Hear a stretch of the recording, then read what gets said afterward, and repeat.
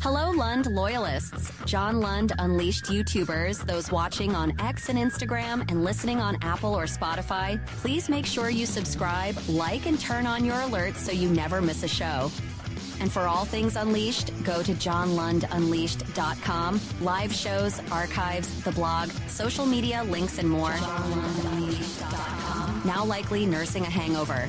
Unshaven, unshowered, and a 50-50 chance of his teeth being brushed. Here's Johnny.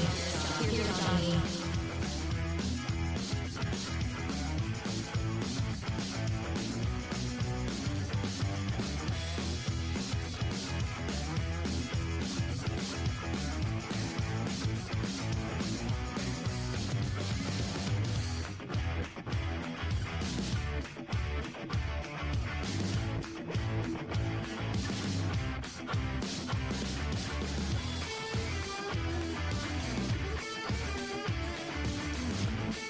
But we're on different and new platforms, and so we had to get all set up for that. So no complaints. Why's my name up in the corner? I don't like that. I'm gonna have to change that at some point. I think we re-entered the studio, or I don't know. We did something weird. That's all technical. Who cares?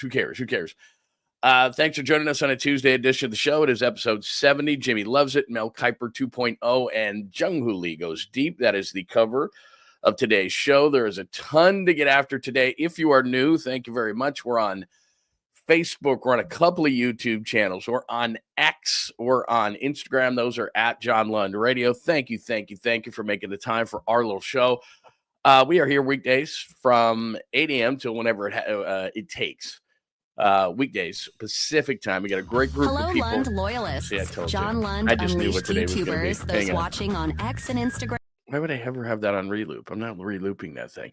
Anyway, off to an inauspicious start for episode 70. But what we do is we go through the chalkboard, then we go through and we do roll call with a bunch of great people in this community. So if you're watching somewhere where you're not in the YouTube room, if you're not hanging out on YouTube, please consider greatly subscribing. John Lund Unleashed. That's all you got to do. Look us up on YouTube, John Lund Unleashed, and you can check out the community. Everybody hangs out, we talk, and we have a great time and everything else. So if you have time to do that, great. If you don't, you're on the run, totally understand. You're watching on X at John Lund Radio. You're watching on Instagram at John Lund Radio. You're watching on my Facebook page now. So we got a lot of different ways that everybody is watching. However it is you're doing it, thank you so much.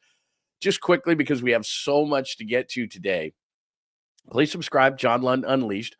We have a website where we archive everything. The show is live on there too. Podcasts, shows, all sorts of different stuff. Blog posts, which we do every single day. I even have the store up there now, the John Lund Unleashed stuff and merch.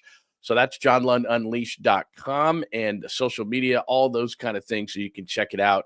Anything I'm missing? Oh, Apple, Spotify, wherever you get your favorite podcast. So make sure that you check everything out. All right, for episode 70, as you can see, I had to make the font small because there's so much. NFL free agents stink. The Combine and 49ers needs. Mel Kiper Jr., his 2.0 mock, which everybody goes crazy on. I want to talk about the tush push because we can't stop the tush push, and we're going to ban it. Look, I'm not an Eagles fan, but because you can't stop a play does not mean you should ban said play. Figure it out. It's the same way I felt about the shift and all the different things that we did in baseball, and they couldn't stop it, so they decided to just ban it. And I get it. I understand the way that the game looks. I don't know that they've banned it all that much. But anyway, we'll get into that. Tons of stuff. Trey Lance is going to be looking for another team already. I just feel bad for Trey because some of it's Trey, some of it's not. We'll get into that conversation.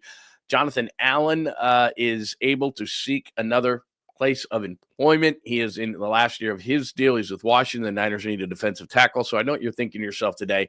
Would the Niners be in on him? We shall discuss. The Giants, Lucky Luciano goes deep to center, and so does Jung-Hoo Lee. It brings up the same thing we talked about yesterday, the warning about spring training. We shall discuss.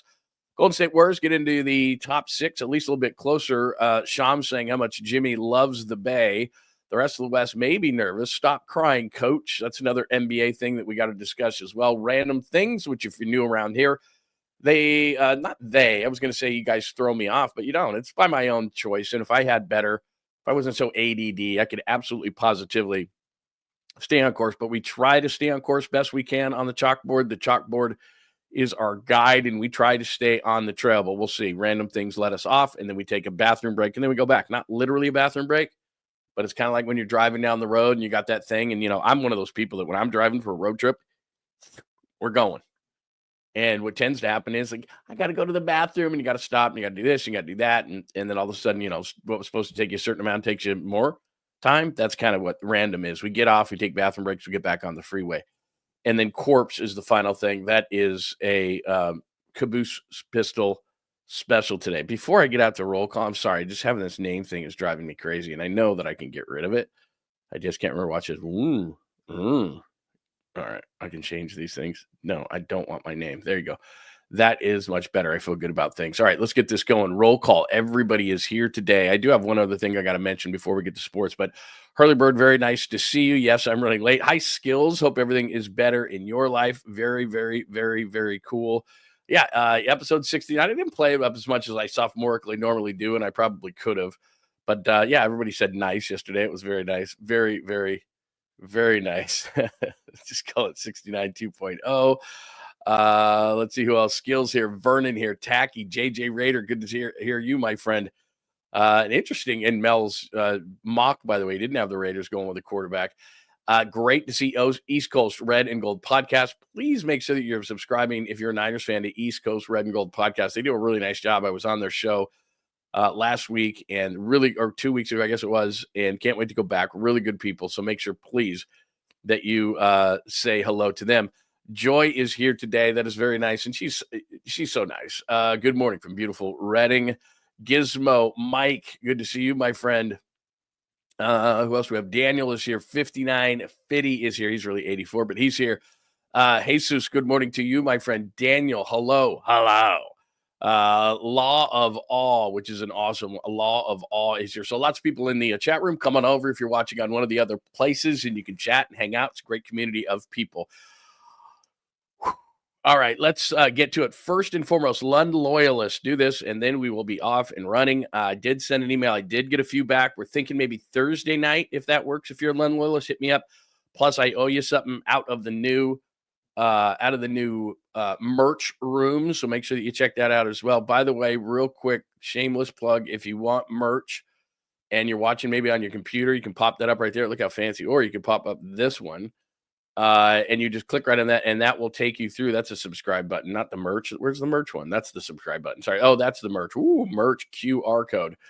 So if you want to do that, it's got more than that stuff on there, but that's just, you got a hat there. You got a couple of trucker hats. You got a bucket hat there, sweatshirt, some bottles. One of those is like warm, cold. One is a water bottle, those kind of things. Because, when you work out as much as I do and you're scoped on the guns as much as I am, that's kind of a thing that you got to do. So there you go. If you want to merch, you can go to the merch store right now and check everything out. 3, 2, and 1. And again, if you want to subscribe to the page and you haven't, what's wrong with you? We'll just put it right up on there because we need you to subscribe. So because, the alerts come out. I put a bunch of stuff up yesterday.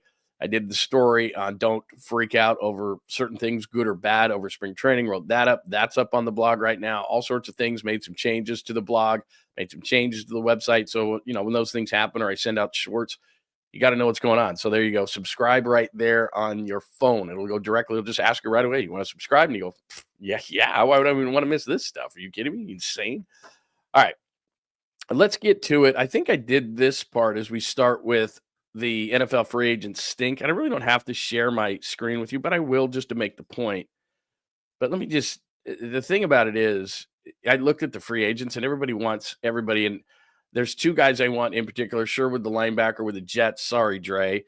And Chris Dahlman, Drew Dahlman, Chris Dahlman's son, who's a center for Atlanta and played at Stanford. I'd love those two guys because I don't think they're going to go absolutely positively crazy on free agents. But the thing that's scary is because it's such a bad free agent class, and there's Mike Florio right there. Let's get past him. If he can be on TV, I could be on TV.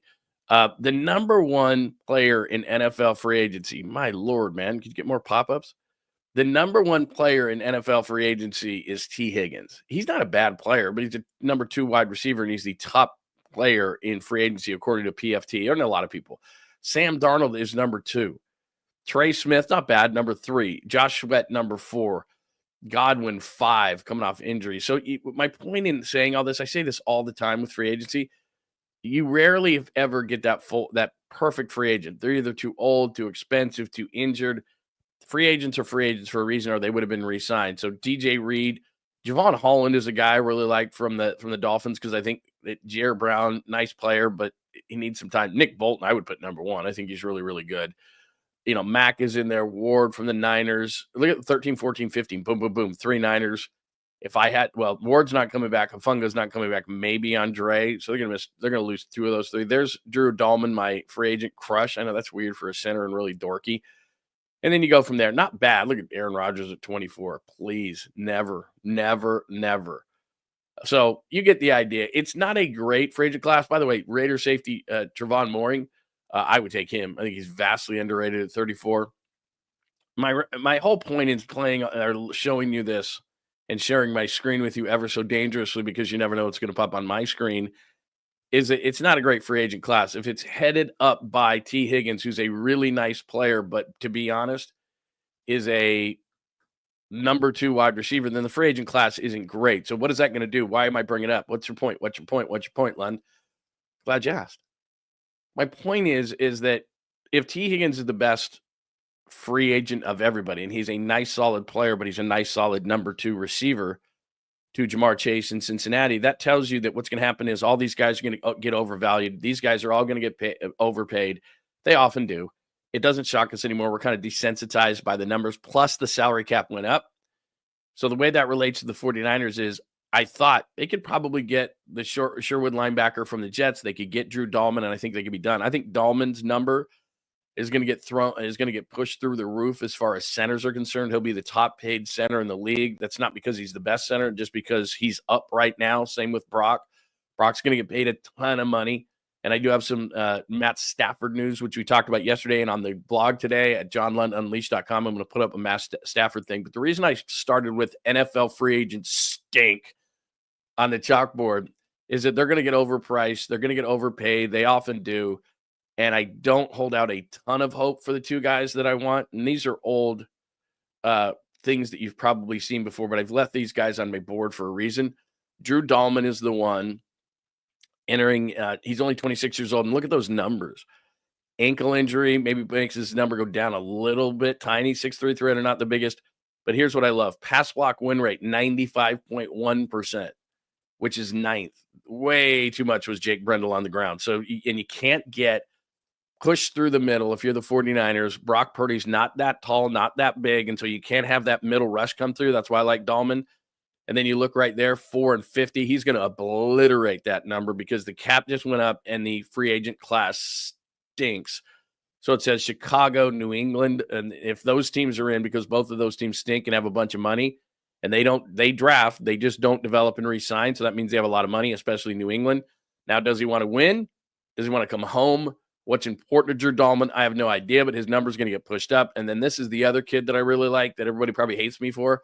Jamie and Sherwood is the guy's name. He's going to be 25 years old. Put him next to Fred Warner. Sometimes you got to make tough decisions, and I would love it to be this guy. 154 tackles, 10 tackle for loss, 3 pass breakups. So he's good in pass coverage, can play special teams, and he's 25. If you're trying to stay in the window and not above it, or not out of it because of age, this is the kind of move that you have to make. I love Dre Greenlaw. He's not old, but he's coming off an Achilles. And I don't know if his best football is ahead of him. This guy's best football is ahead of him. And it says right there at the bottom, as you can see, Atlanta, which they need defense and they have money. And it says San Francisco, where Robert Saleh now runs the defense. We knew that. So those are the 2 guys I'd love to have in free agency. But with all the money, teams being flush with free agency, showing what I just showed you as the top free agents. The only reason I threw up Pro Football Talk, it's generally, if you go to any of these sites, that's generally what the order is in some way, shape, or form. There might be a couple of different things like that. By the way, did you just see the fear in my eyes? I pushed this coffee cup again, and I'm wearing a dark sweatshirt, which means I'll never spill it. You know how much confidence I have that I'm not going to spill my coffee, which if you were with us yesterday, I had a white sweatshirt on, which is the magnet for coffee or whatever the hell I'm going to spill. So not only that, I shouldn't be drinking these, but this is a Gatorade Zero and it's red. If I had the white sweatshirt on, I would have already spilled brown coffee, would have already spilled red stuff, and it would have been like a Shout commercial. Oh, and both of those things were like hit. They would have showed a close up, and then I would have had to spray it, and then it would come out. Oh my gosh, look how clean it got. So I'm wearing a dark sweatshirt and nothing will spill. Not the red stuff, not the brown coffee, nothing. So I'm living dangerously today. So we'll see how that works out through the show. It's probably the number one reason why you should stay, of whether I'm going to spill things on myself today like I did yesterday. This is incredibly embarrassing. I feel like a child. I often feel like a child, but you know what I mean. All right, so that's NFL free agents stink. And I'm skeptical that the 49ers can get the two guys I like, because I think they're going to go very early. I think they're going to be first day, and I just don't think the 49ers are a first day team. Brock Purdy was never going to get his deal done before then, but you do look at Brock Purdy as kind of the base of the house, and you got to have the base of the house before anything else. But I do know that the 49ers know what the number is going to be for Brock, and not just the average annual value that everybody's focusing on of $55 to $60 million. That's important.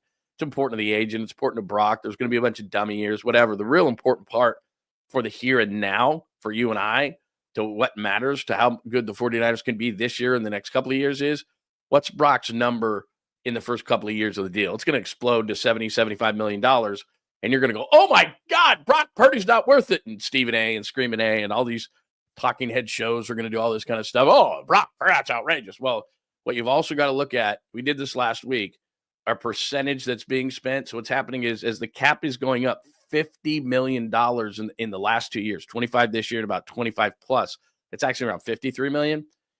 So obviously the most important position and the highest paid position is going to go up as well. So Jimmy Garoppolo, I've told you this, like 5 years ago, Jimmy Garoppolo, maybe more, 8 years ago, was the highest paid quarterback in the league when he signed his new deal after 5 games with the 49ers. They went 5-0. He signs the new deal. It was for $25 million a year. And we were just, oh, that's an outrage. Now guys are making 50 to 60 8 years later. As the cap continues to go up, if a guy has a cap number of $70, $75 million, it's all relative to what the cap is. Now, I know they really get that money, and it's ridiculous, or at least the guaranteed money.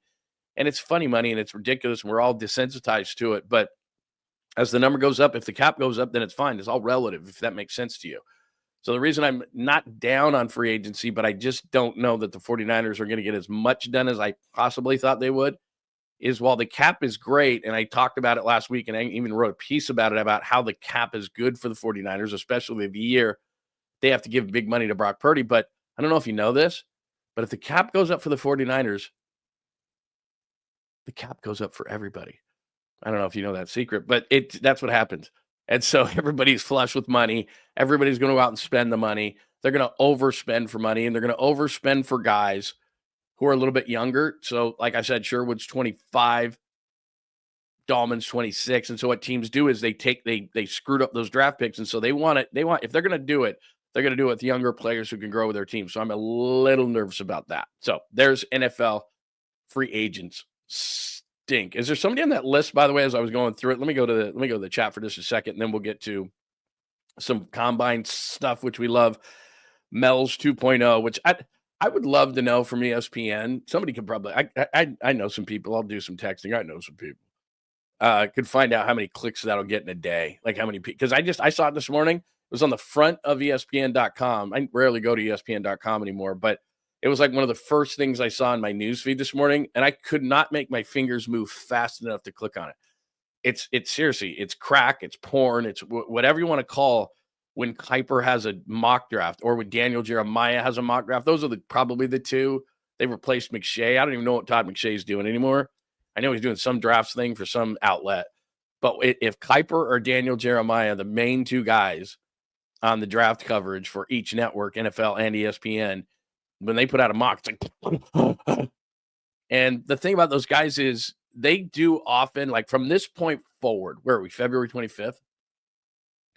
From this point forward, these guys get the players in the round pretty close, or within maybe give them like March 1.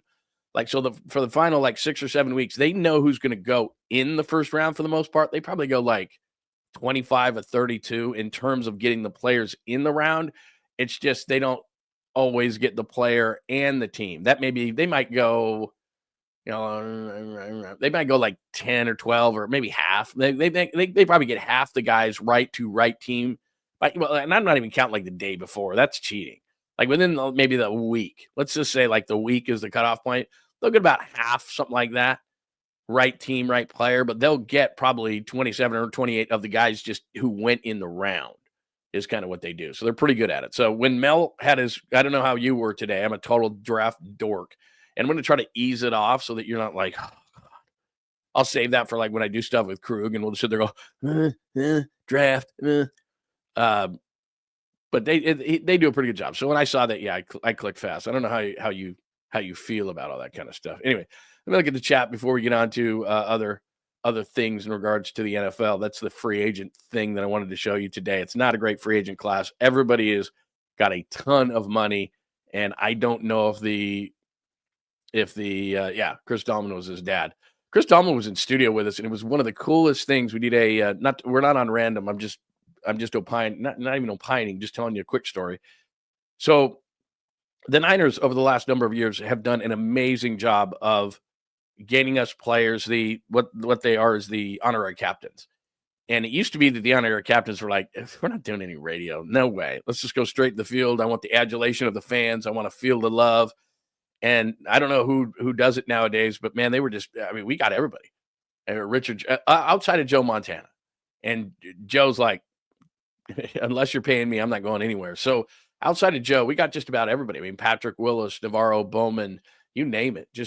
Richard Sherman came down last year. Jeff Garcia, like everybody who is the honorary captain will stop by nowadays, except for Joe.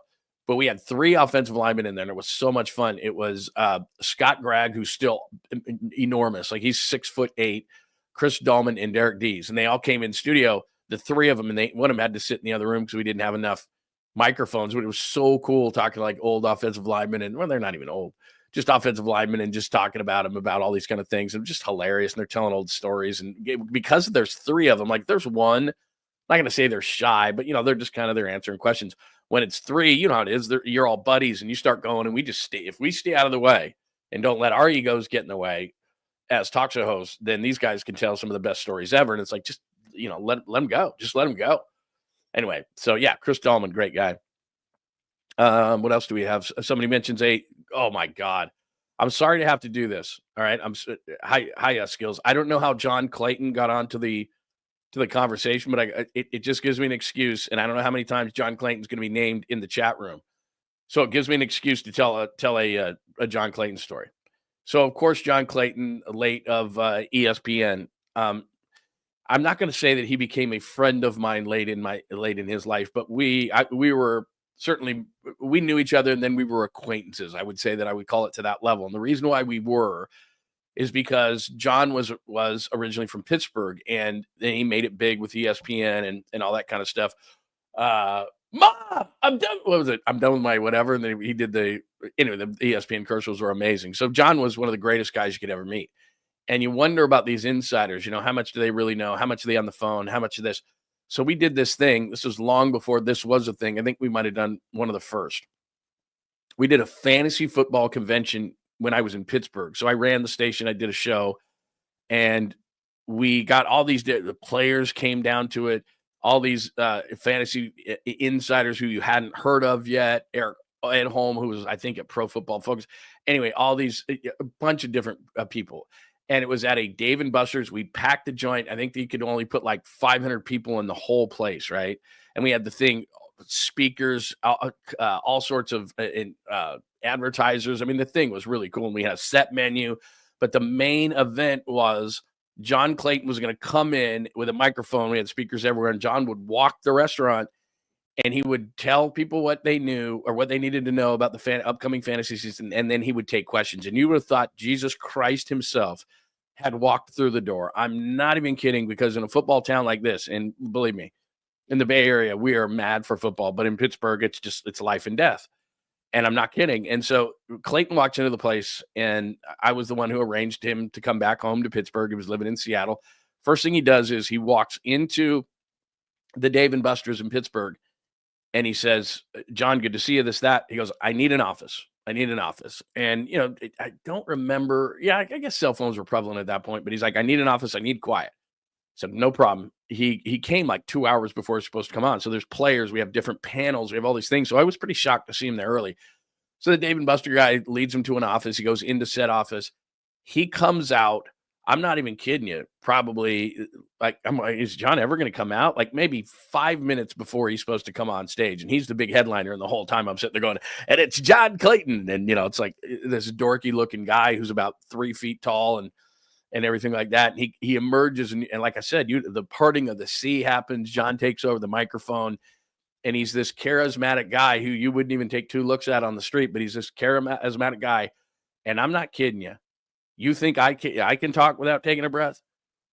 John Clayton proceeds to walk and own this whole place of about 500 people and tells everyone there what exactly is going on. This guy's hurt. This guy's good. This guy's this. This guy's going to start. This guy. I mean, people are just in awe. He had just been on the phone and had taken these copious notes, and he was walking around, and every once in a while he'd peek at them. But he basically went through the entire league, and then at the end, people are taking questions. He's like, well, I just got off the phone with this guy, got off the phone with this guy, got off the phone. It was honestly one of the most impressive things I've ever seen in my life. And this is back in 2003, 2004. I mean, don't get me wrong, fantasy football was massive. It might have even been before that. But he's just giving you this information. And remember, this is before, for sure, you had all this access to all this fantasy football information. And we gave him a fantasy football insider guide, I think, by Pro Football Talk, or not Talk. One of those things that, they put out the guide. I mean, we gave him a lot of stuff. And then John Clayton's answering every question. I swear to you, every person that walked out of that place thought, I am winning my fantasy football league. And we had drafts set up and all that kind of stuff. It was a cool thing. It was a cool event. But, there were there were Steelers there. There were former Steelers. There were, autograph lines. And I think John Clayton was just like this god that just had all this information. And he had just freshly gotten it after sitting in this office of a Dave & Buster's manager for like 2 hours. It was unbelievable. I'm like, this guy who, like I said, he wasn't the most attractive man, but who am I to say anything about that? But and just owned this place. I mean, just owned it for like 2 hours. It was incredible. So anyway, there's a tangent off one little thing. Sorry.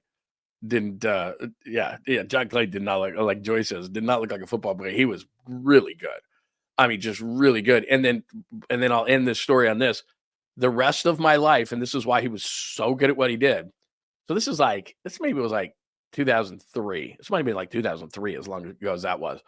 The rest of my life, every time I texted John, every time I called John, every time I saw John at a Super Bowl, at a combine, at any kind of NFL related event, anytime, anywhere, John would make a point to beeline to me, come right up to me. Hi, John. That would remember every detail about Pittsburgh, knew my wife, knew my life, knew my kid, just knew everything. He didn't forget anything. And imagine how many people and how many relationships John Clayton had. He was unbelievable. He would just, it was like, what the what? He was unbelievable. And for years, until he passed away. I don't remember when he passed away, but he was just, it's like, why is this guy so good at his job? Why is he such a great insider? He doesn't forget anything. Like I couldn't remember anything. I met his wife. His wife actually was there in Pittsburgh. Couldn't remember her name to save my life. Certain things I can remember, certain things I can't. John Clayton knew every detail about my life all the time. And every time we would have John Clayton on the show, he would ask to speak to me. So normally what we would do, the producer's getting the show. If Walter's here, I don't know if Walter's here. He's probably drinking.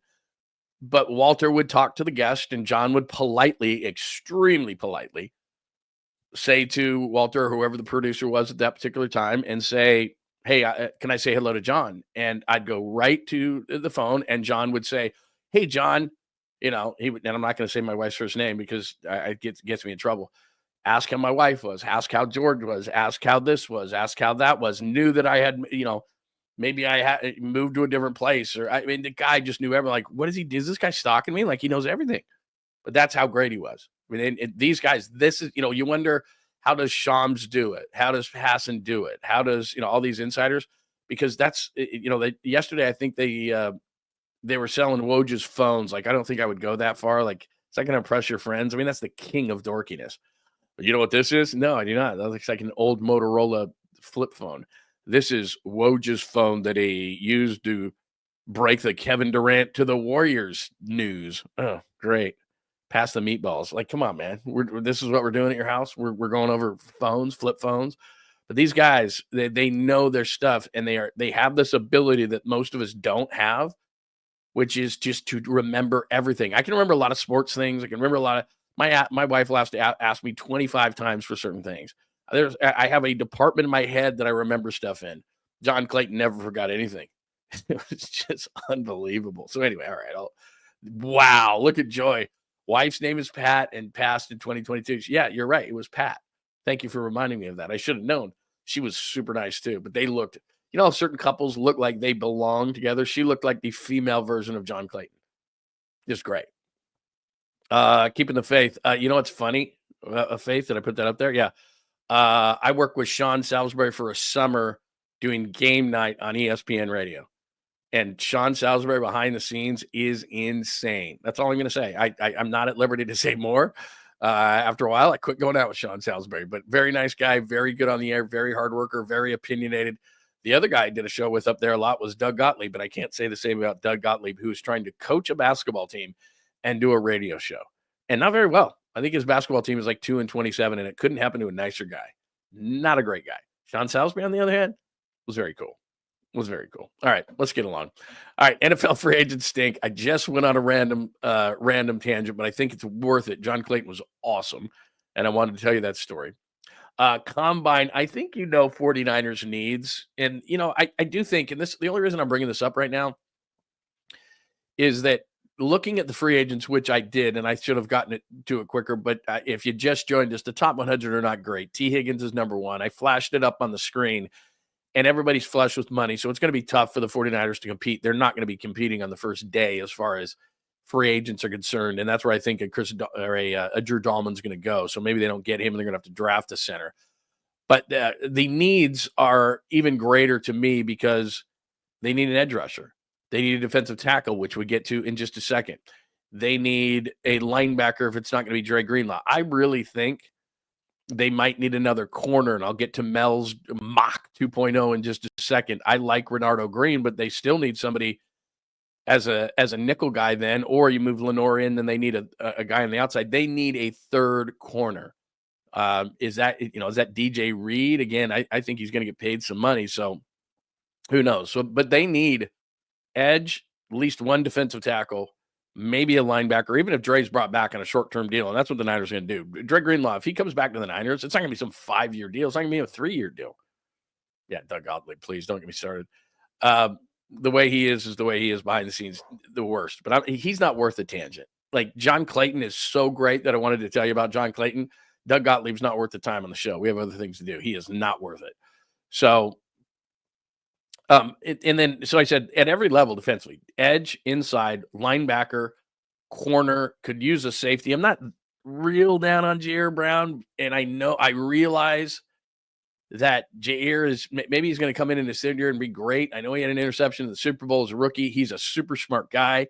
I've talked to him on numerous occasions. He was on our show last year from training camp. Impressive guy, but he just has too many mental lapses, and then he runs about a 4.65 or so. So he really can't make it up. So I don't love that he's the guy in the back end. Mooring, the kid from the Raiders, I would love. Holland, the guy from the Dolphins, I would love. I think those guys are going to be gone. So do you have to go into the draft thinking, we might need another safety, but you don't want to be young at safety. That's the problem is you look at the secondary right now, and even Demo's pretty young, which is great. He's a nice player, but he's young. Renardo Green could be starting. He's a second-year player. Jair Brown could be starting as the third-year player. Mustafa's going to start probably at strong safety. He's a second-year player.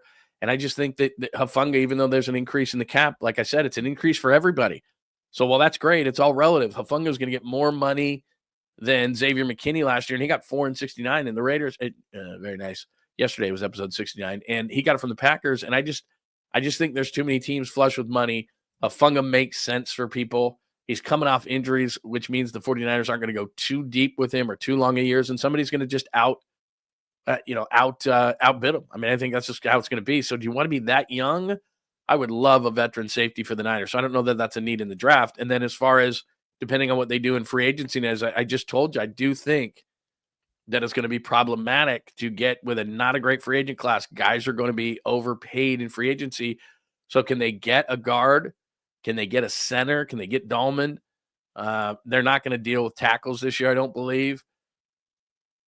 Receiver might be something just because Ayuk. So as optimistic as I am about the 49ers, I'm a little bit down on the free agents because A, they're not great, and B, they're going to get overpaid as they always do, and C, the 49ers are not going to I think they'll be aggressive kind of in free agency, but if things get out of control, then the 49ers are going to just go to heck with it. We're just going to have to draft our asses off, and then we're going to have to plug some guys in and just have our fingers crossed that they can have good years. And last year, part of the problem was, in addition to the injuries and all the weirdness and the holdouts and everything, is that guys who were, as I tell you all the time, guys who were the ifs last year, remember I tell you all the time that if a team has a lot of ifs, then they're not very good.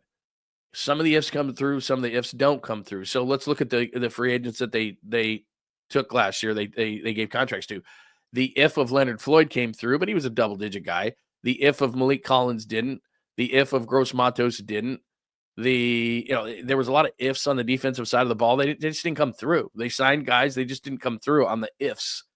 So that was an issue. And so those ifs that didn't come through, those guys are gone. If Javon Hargrave, all those if guys are gone. And probably because free agency is going to be so expensive and you can't rely on everybody nailing everybody in the draft. Although last year they had a nice draft, but draft picks are lottery tickets. If. And last year, a lot of the ifs on defense, Mark 187, that's a great call right there. Julian Blackmon was a guy. I watched him a lot. Let's see. Where did he go? There he is. Sorry, I'm one behind. Mark 187, welcome, by the way. I don't know that I've acknowledged you before, so thanks for coming in. We appreciate it.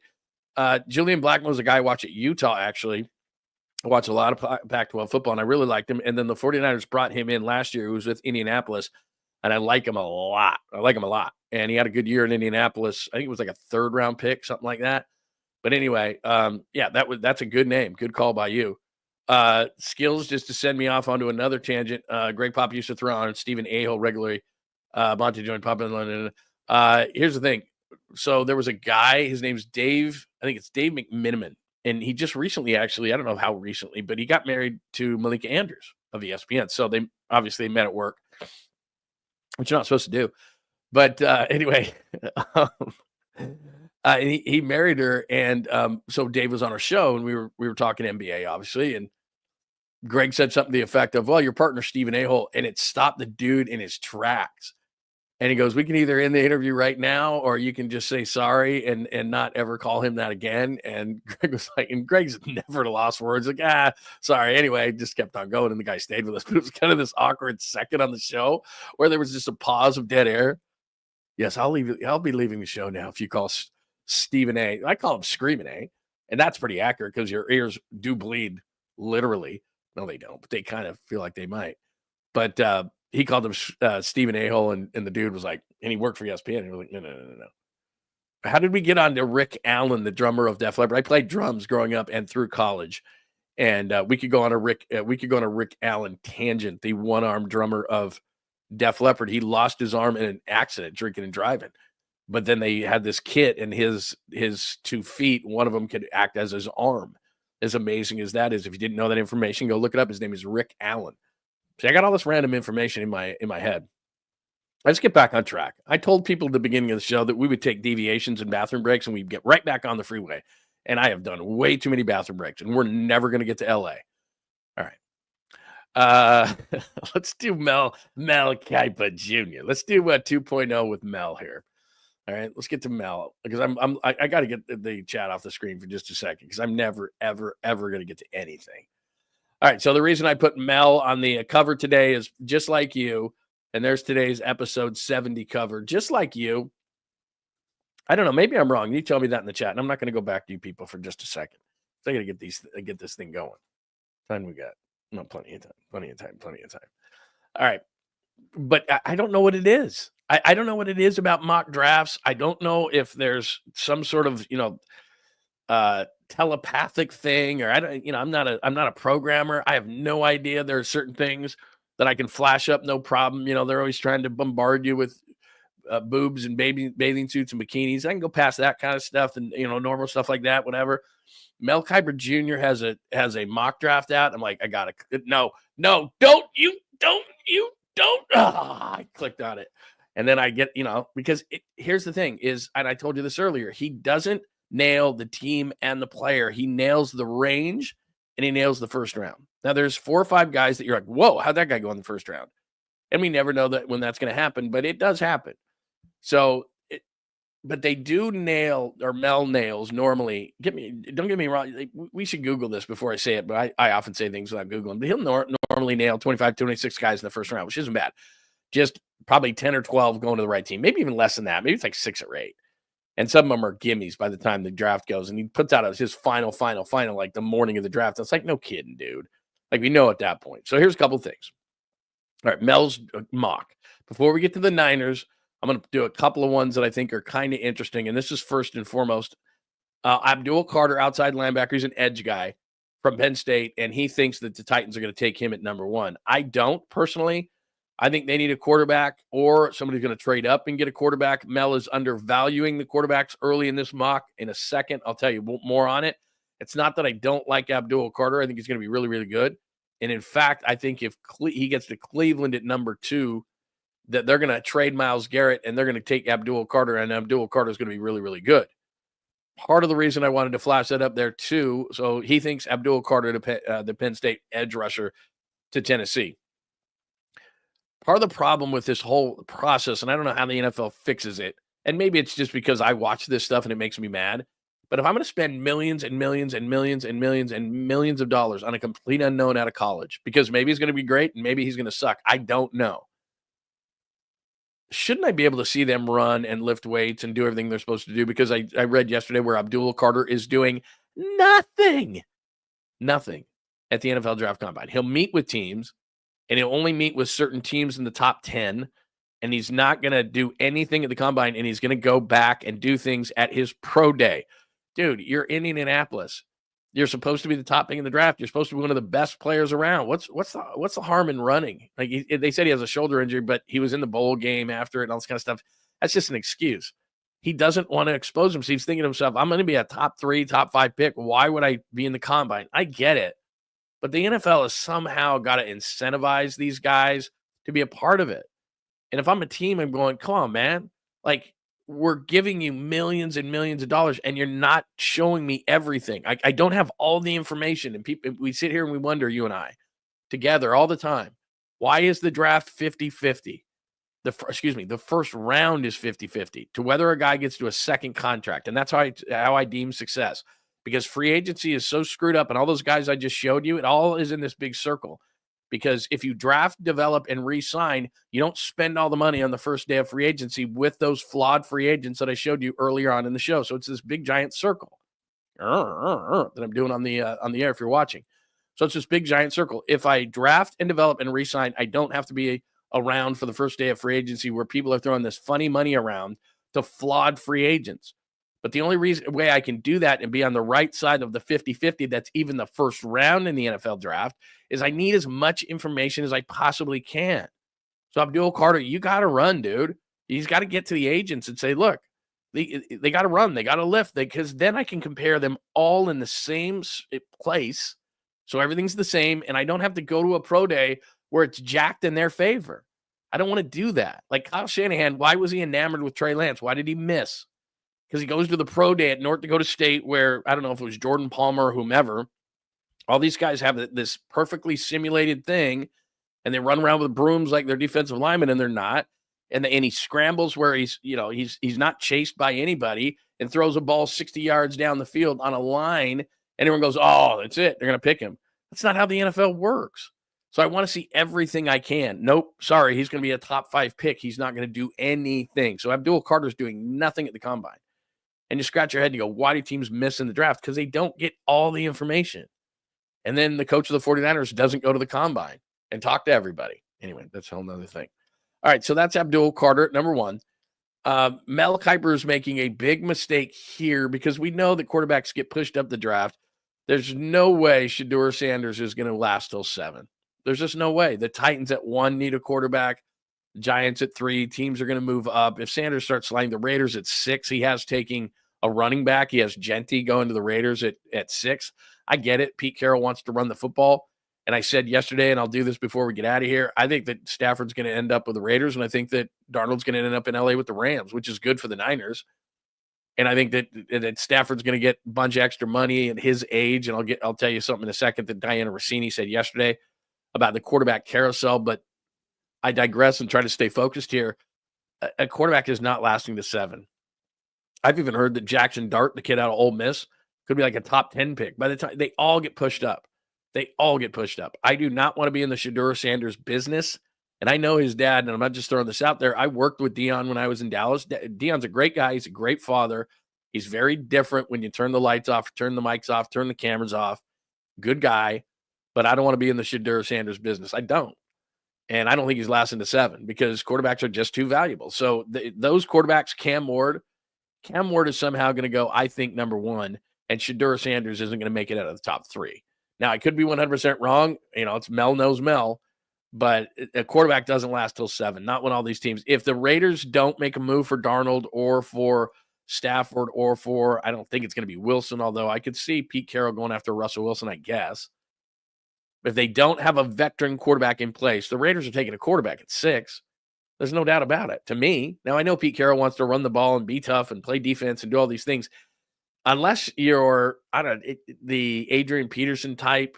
I know Bijan Robinson went, I think it's 7 to the Falcons. I can't take a running back at 6. You can find him every single round. You can find him in free agency. You don't need to have an elite running back to win in this league. I mean, look, Saquon Barkley was awesome. CMC was awesome. But you go through the history, the recent history in the last 20 years of Super Bowl champions, there's a lot of things that you need to have. A quarterback is one of them. A running back is not. You don't need an elite running back, and to take one at 6 is malpractice. Anyway, all right. So there is Shedeur Sanders. Now the drum roll begins.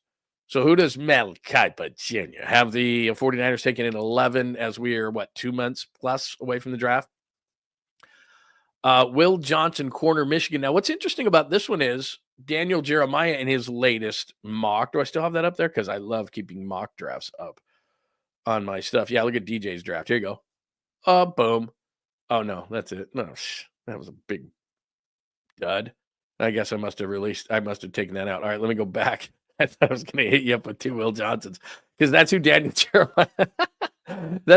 Jeremiah had the 49ers taking, is Will Johnson as well. So it says right there with Hunter, of course, for corner in this class, blah, blah, blah, missed a lot of time with an injury, blah, blah, blah, losing Ward, Lenore, and now a 58.5 QBR, blah, blah, blah.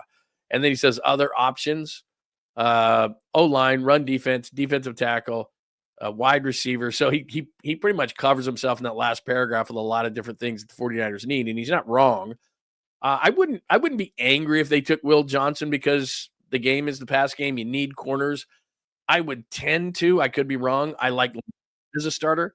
I like Renardo Green as a starter. They just need a third guy that's very, very good too. And maybe they could get that guy in DJ Reed, who, as I just said, lots of teams are flush with money. So maybe the 49ers can't afford him. But Robert Saleh knows him. He was drafted by the 49ers. I could see a DJ Reed. That way you don't have, because here's the thing that's tricky about where the 49ers are picking this year. They don't want to pick at 11. And I don't think with the last place schedule and the Rams screwing around with Stafford and all the different things that I just think the football gods are not going to give you that weirdness again. I think McCaffrey's being forgotten and people are, he's too old. And I think Brock Purdy, I'm not saying the 49ers are up with the elite of the NFC because until they show it again, I'm not going to say that. I don't think they're up with Philly. I don't know about Minnesota with J.J. McCarthy, but they're not up with Detroit. Those are the 2 elite teams to me, Philly and Detroit in the NFC. Don't know about Minnesota. Don't know about the Rams. Don't know about the Packers. But I do know that Philadelphia and Detroit in some order are 1 and 2. Are the Niners in that? No. They're a next level down at best. And I think with decent health, I've told you this before, a last place schedule, all these kind of things, I think they can still win. Now, can they get to the Super Bowl? I don't know that yet. I got to see some things, but I'll just say that they can win. I think they're going to win the division. So they've got to make some smart choices. And I think that a corner, when you're up at 11, unless you're absolutely in dire need, which they're in dire need for an edge or an interior defensive lineman, I don't know that I want to draft an offensive lineman at 11. I don't like that. But that's what Nell Kiper has. He has Will Johnson, corner, Michigan, which is not a bad choice. The guy's really, really good. And if he got drafted there, I mean, I've seen some mocks that had him at like number 5, but that's what Mel Kiper has. So what do you think of that? Are you good with that? And then let me just, before I go back out to the chat room here, let me just finish up on some football stuff. So 2 more football things that I need to discuss here, and then we can discuss. As you see Ian Rappaport say, and I've got a great Ian Rappaport story, but I'm not telling it because I just don't have time. The Commanders have had trade conversations, all-pro defensive lineman Jonathan Allen, blah, blah, blah, blah, blah. 1 year left at $15 million. That's not outrageous for a good defensive tackle. Is he top 2, top 3? No, but is Jonathan Allen probably maybe in the top 5 range of defensive tackles in the league? He's really good. Came out of Alabama, very highly touted, first rounder with Washington. Now, you know what I'm going to say about Jonathan Allen if you're a regular listener of the program. There's a connection there. And trades, free agency, like I said, the guys who played for solid with the Jets, guys who, the team knows. We often talk about the connections because that's how it works. Very rarely does a guy just come out of the blue. Like Javon Hargrave was like, where's the connection to Javon Hargrave? Other than the fact that in the NFC Championship game, he just dominated. But he was kind of one of those guys that's why the first day of free agency, and they gave him like $80 million. It was like, what? Where'd that guy come from? 9 times out of 10, it's a connection. Adam Peters runs the Washington Commanders. Adam Peters was John Lynch's right-hand man. So if there was decision-making in the 49ers front office, it was John Lynch, Kyle Shanahan, Adam Peters. Those were the guys. And then, there's a lot of input from a lot of people, but those were like the top 3 lieutenants. And with Kyle having the final say on everything. So he goes over last year to Washington, and now Jonathan Allen at a position where the 49ers are absolutely desperate. And $15 million for 1 year is not outrageous. But my question would be, just having seen that before the show, how much to give up for Jonathan Allen? You're not giving up 11, obviously. You're not giving up a 2 for him. The ransom to me would start in the 3rd round for Jonathan Allen, and I'd be fine with that. And $15 million isn't a ton of money. Now, again, everybody's flush with money. There's going to be a lot of teams that are going to want this guy.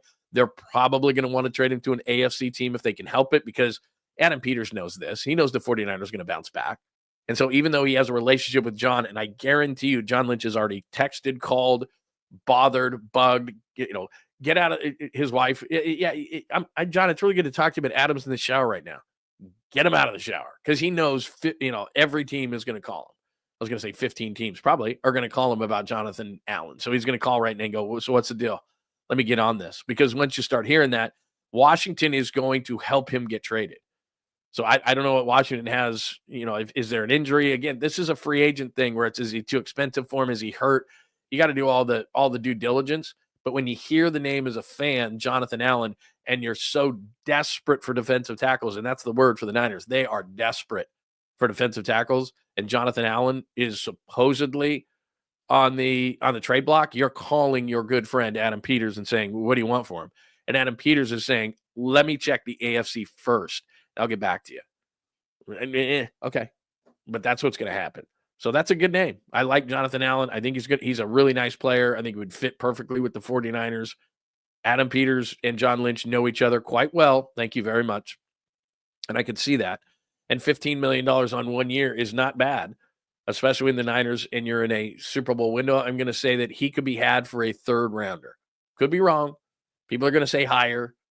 He's not going for a 1st, probably not going for a 2nd, probably a 3rd, and then you've only got 1 year of control into the guy. So there's that. And before I go out to the chat, let's finish our NFL conversation up with this.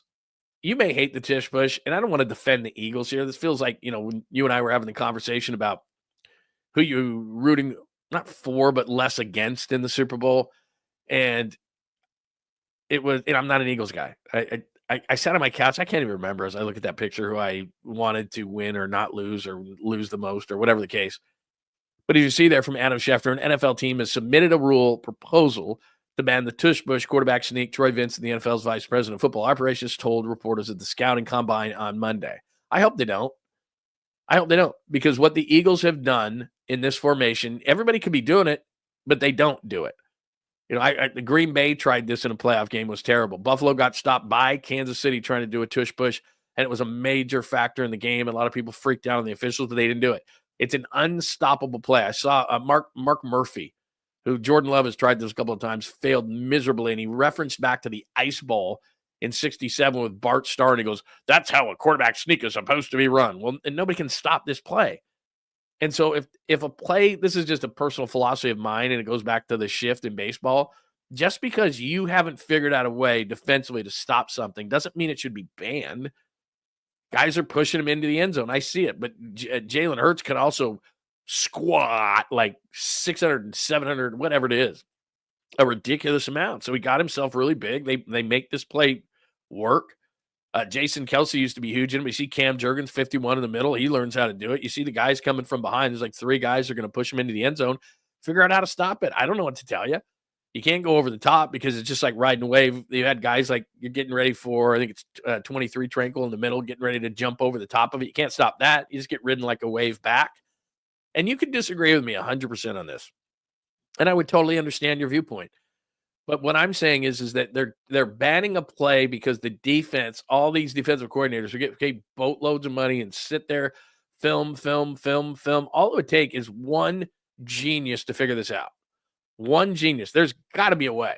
It's like, I was going to say Rubik's Cube, but, there's people that can do Rubik's Cube in like 8 seconds. I can't even do it in 3 hours. But, this is like a Rubik's Cube when it first came out. It's very difficult, but it doesn't mean there isn't a solution to it because I believe there is. Somebody's going to figure it out. And then when that somebody does in an off season, then it's going to be up. You took the tush push right out of the game. I don't know what it's going to be. It used to be like Kaepernick did the zone read. Remember the zone read? How cool that was for like a minute until Colin Kaepernick in the Super Bowl against the Ravens, Super Bowl 47.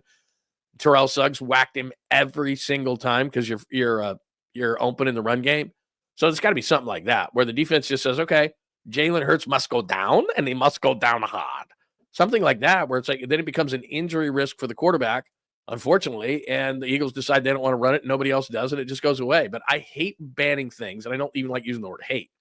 I do not like banning things. It is not my favorite thing to ban something because the other side of it can't figure it out. So the shift gets banned because it's like, well, we can't figure this thing out. Left-handed hitters, like back in the days of Brandon Belt, they poke it through that right side and they get hits ripped off. So they can't go the other way. They can't adjust. Hitters can't adjust, so we got to ban the shift. But we can't figure out the tush push, so we got to ban it. Like somebody figured out a way. Somebody figured out a loophole in the system, and I bet the NFL takes it away. Enough people are complaining, and only one team is truly great at it. Buffalo's okay. Philly's great. Other teams have tried it, and they stink for some reason at it. It's Jalen Hurts. It's the way it's taught. Whatever Philly's doing, other teams have tried it. They can't do it. Not to that level. So they want to ban it. And I don't like Philly, but that's what they do. They're going to ban this thing, and I bet they do in the offseason because they can't figure out a way to stop it. So like the heck of it. So that's a great conversation. I think a lot of people, wait a minute. What is this? See, this sends me on a tangent. Now I got to find out. This has to be skills, right? Because he has crazy dreams. Crazy dreams. I'll get to it in a minute. Because if we start down that path about people having dreams about me, by the way, that's not a dream. That's a friggin' nightmare. Look at this. Look at this face I got going on today. Lord, it's terrible. By the way, hi, Steve. Good to see you, my friend. By the way, thank you for joining us. We are 58 minutes into the show. It's John Lund Unleashed. Please make sure you hit that subscribe button. If you would subscribe, that would be tremendous. Also, make sure you have your alerts on. Hit the thumbs up so you can get our algorithm going as well. That would be super. We really appreciate that as well. Plus, go to the website, johnlundunleashed.com. That's where we put all the archives of the shows, podcasts. So Apple, Spotify, your favorite places to get your podcast. We love that as well. You can subscribe right there on your screen. If you have your phone going, there's your QR code. If you put your phone on that, it'll give you a thing that says, would you like to subscribe? I don't even think you have to leave the show. I think you can just subscribe right off that. So I'll leave that up there for a second. Plus, it gives you a break from my face. So everybody, that's a win-win for everybody. So you could subscribe right there, John Lund Unleashed on YouTube. Join the chat room. If you don't want to join the chat room and you're shy, totally understand that. And we are welcoming new people. Facebook on my Facebook page. In addition, another YouTube channel, X, and Instagram, as we do every single day. We adding more places to watch the show as well. But we love it when you're on YouTube. We love it when you subscribe to the YouTube channels. We'll take that off. And again, this is at johnlundunleashed.com too. Before we move into some NBA stuff, there's merch. So that'll go straight. That QR code will go. I'm QR coding you to death. That will go straight to the merch store if you want to buy some merch. And I want to let Lund loyalists know, and Danny and I had an email back and forth yesterday. A few of us have had at John at John Lund Radio, John at JohnLundRadio.com. I'll say it one more time, John at JohnLundRadio.com. If you're a Lund loyalist, it looks like maybe Thursday night we're going to do a chat is what I'm thinking. Thursday night, potentially we're going to do a chat on an evening. And I also will owe you a piece of merchandise, a piece of merch out of the new John Lund Unleashed merch store for that. So if you want to go to the merch store and check stuff out, if you're a Lund loyalist, that'll be, you can do the math on that. That'll be more than worth your money. So we'll do a chat this Thursday, I believe is when it's going to happen, but you can email me and let me know if that will work. But I think that's what we're going to do. So we're going to do a 10-person chat. Everybody's going to be in the room, not just chatting, going to be live on the show, on the stage, as they call it. So there is a couple of things on that. All right. Moving to, let me do Trey Tragedy. Sorry, I forgot Trey Tragedy, and then I promised that we'll move on off of NFL. The NFL, maybe, and hopefully they can use Trey as an example, as a shining example, because as you and I talk about all the time, this isn't just a sports thing. This is a life thing. This is how we work as a society. I don't know how it happened. I didn't make the rules. This is how it is. We're reactionary. So it's hard for most people to have a vision and to prevent things from happening. But what we do is we react to things that are happening. So a bad thing, the tush push. Okay, a reaction is we're going to ban that. But reaction to certain things in life, we react to things very well. We don't proactively look at things. And I put myself in the same boat. I'm not calling anybody out. It's just we react to things. So Trey Lance is a cautionary tale of a guy who played 7-on-7 football in high school. You know the story. Gets drafted out of North Dakota State, and because of a pandemic, plays in one game over a year's period of time, comes out after his sophomore year. He's only 20 years old. He was a superior athlete at North Dakota State, didn't play the top teams. And so he didn't have to read a defense, really didn't have to play in a pro-style offense. He out-athleted, which is not a word, but I'll make it one. He out-athleted everybody that he played against. Then he gets to the NFL, and it's kind of like what happened with James Wiseman. James Wiseman played 3 college games, went to Memphis, played 3 college games, 69 total minutes, nice, and then goes to the NBA, and he could out-muscle everybody. He could out-physical everybody. Then gets to the NBA, and you intricately have to be able to play this game, and James Wiseman was like, what? And he's had injuries and all these other things, but you can't out-physical everybody. And therefore, he never learned the intricacies of the game, and he's done. He has another Achilles this year. I hope, he comes back and can be serviceable, but it doesn't look like it. Same thing with Trey Lance. Trey Lance was the best athlete on the field, and it was easy for him. So he never had to learn the intricacies of the game. His guys, like Christian Watson was one of his receivers. He was always wide open. Go watch the stats or go watch the film. He was just always wide open. Guys were flying all over the place, wide open at North Dakota State. And so Trey never had to learn the intricacies. Trey never learned what was open. Trey never had to be accurate. And Trey isn't accurate. So my point in saying where he's a cautionary tale is they have got to find, because the position is so important. And if there's only, and I talk about this all the time, there's probably 3 elite ones, right? There's Patrick Mahomes, there's Josh Allen, there's Lamar Jackson. And on any given day, you could add Matthew Stafford or a handful of other guys. But it's clear that there is not even near enough quarterbacks, which Mel Kiper Jr., it's the whole reason Shedeur Sanders is no way, no how lasting to number 7 in the NFL draft, because there's just not enough to go around, and you can't take a chance in passing one up. You just can't. And you just don't know. You don't know who's going to be great. Brock Purdy, 7th round. Patrick Mahomes goes 10th after Mitch Trubisky. Like, it's littered. The league is littered with guys that you just completely missed on. So you can't possibly pass one up just in case. So you can't pass one up. But when Trey Lance comes out with that as his resume, and Kyle knows this, he should have been smarter. He's like, oh my God, we're up to the 3rd pick. We got to take somebody. So they take Trey Lance, 7-on-7 in high school. Doesn't get much because he's such a superior athlete in college. Doesn't play in over a year. And then we know the weird stuff that happened. Supposed to back up Jimmy, gets thrown in there, gets the concussion, injures the finger. That hurts the accuracy. Comes back next year against the Bears in the rain. He stinks, gets hurt. Jimmy comes in. Jimmy gets hurt. Brock gets a chance. The rest is history. So he doesn't get a chance. Goes to Dallas. Was so happy to get that trade. You're not playing. Dak Prescott's there. Cooper Rush is the backup. So he didn't play. And then he played the last game of the season, was completely inaccurate. So where does Trey Lance get better? I don't bring up Trey Lance for the sake of laughing at it or to talk about what the Niners gave up or anything like that. He should be the cautionary tale to the league that says, how do we figure this out? There's not enough of these guys to go around. It's a major problem. These are the leading men in the movie, the quarterbacks. And you overpay for them because there's just not enough. It's a supply and demand issue. Well, how do you fix the supply to the NFL? There's got to be a way. Some of these guys can really play, but the mental side messes with them. Sam Darnold was seeing ghosts. He needed time. He needed to get out of New York. I saw it firsthand with Joey Harrington, a guy from Oregon who had a great attitude and I think could have played in the league, but he got beat down by Detroit and the losing and the mental side, and he lost faith in himself. And that, we know this. It's just how life works.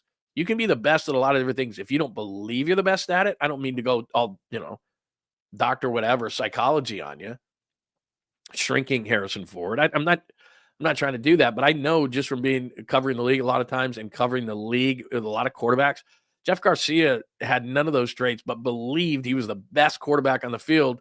And therefore, maybe a lot of times he wasn't, but he was pretty good. And he just had an unwavering belief into his 40s that he was the best quarterback on the field. And if some of these younger guys who had all those traits could believe that, then they would have been great.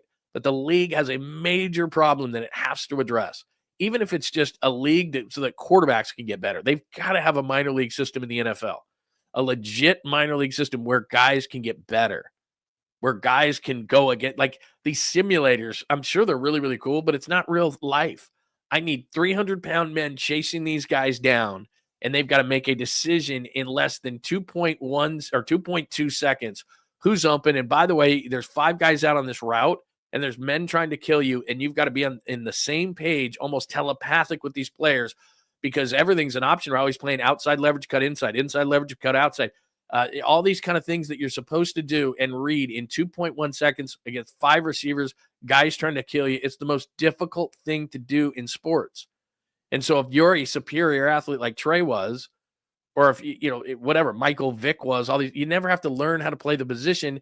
And then you get drafted highly, the shoulders, you're shouldering the entire load of the organization. And all of a sudden everybody calls you a bust. And then Ryan Leaf starts drinking and, you just don't know. Not everybody's Peyton Manning, who's just computerized to be an NFL quarterback, or Brady, how hard he worked, or any of these kind of things. It's just such a difficult position, and it takes guys time.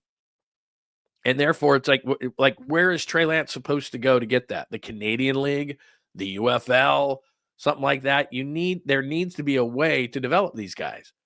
And Trey is in that twilight zone where he's never going to get the opportunity. He can never play. He had the chance with the 49ers on rare occasions, and he was either hurt, ineffective, both. Brock comes in.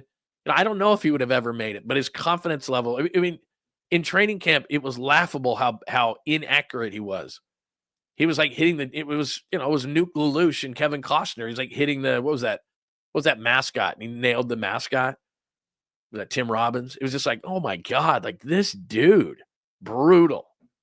Enough of Trey, but it is a tragedy. Okay, so we went through episode 70, NFL free agents stink, combine 49ers needs, NFL Metalkaipa 2.0 mock, tush push. I'm not in favor of banning it just because you can't figure it out. Go back to the drawing board, figure it out. Defensive coordinators, you're brilliant. You get paid lots of money.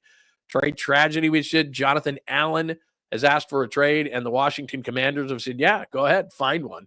He's a defensive tackle. Adam Peters runs the show. Adam Peters used to be with the Niners. Makes sense. Good Jonathan Allen, 1 year, $15 million left on his deal. That is not outrageous. And we did a lot of random stuff, including a discussion about John Clayton. That's where we are. We're going to get into the Giants. I have some stuff to show you. This is where the video portion of the show is going to come in, because I did have I got a bunch of good stuff from a video standpoint here. So let me just go to the comments section to see if that resonated with anyone, the Trey Lance stuff. And maybe you're done with Trey. And I'm not trying to make it a localized story. I'm just simply saying that maybe he can be the poster boy where you say, you guys got to fix this. And it would be to your benefit if you did, because the leverage right now, a guy like Russell Wilson has leverage. He stinks. Sam Darnold's the second best free agent in the class. Ugh, really? Okay. Just crazy.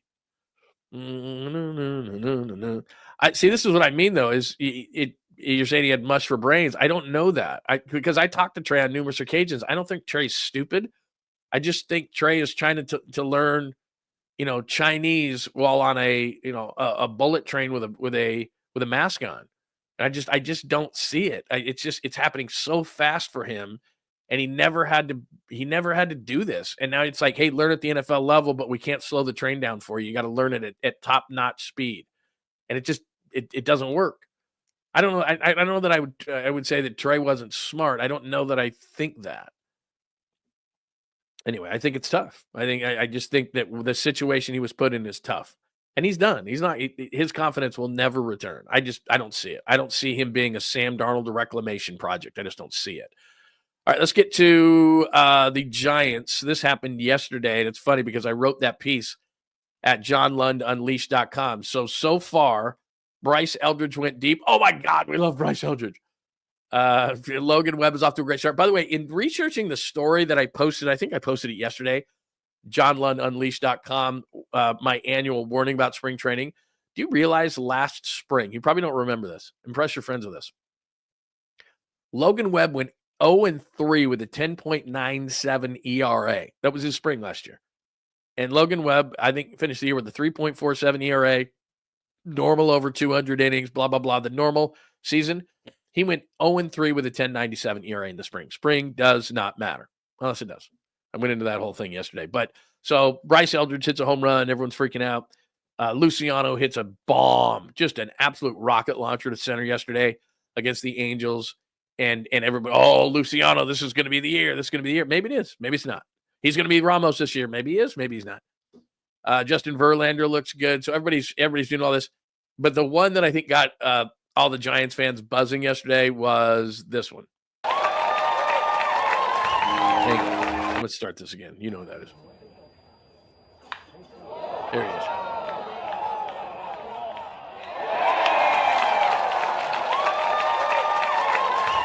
And there he is with his first of the spring, number 51, Jung-Hoo Lee at Scottsdale Stadium. So he's got that uppercut swing, you know. Let me play this just one more time just because I think that the swing is so funny. Let me get this to the beginning. Look at that uppercut swing he's got going. Actually, it looks like he's changed it a little bit, but yeah, very uppercut swing for Jung-Hoo Lee. Some people already said, oh, he's going to hit 25 home runs. He never did that in Korea. He's not going to hit 25 home runs. They have talked about maybe moving him to third in the order. I don't know. I like him leading off. Hopefully he can get on base a little bit more. That's not generally what he does. Doesn't walk a ton. Doesn't hit a ton of home runs.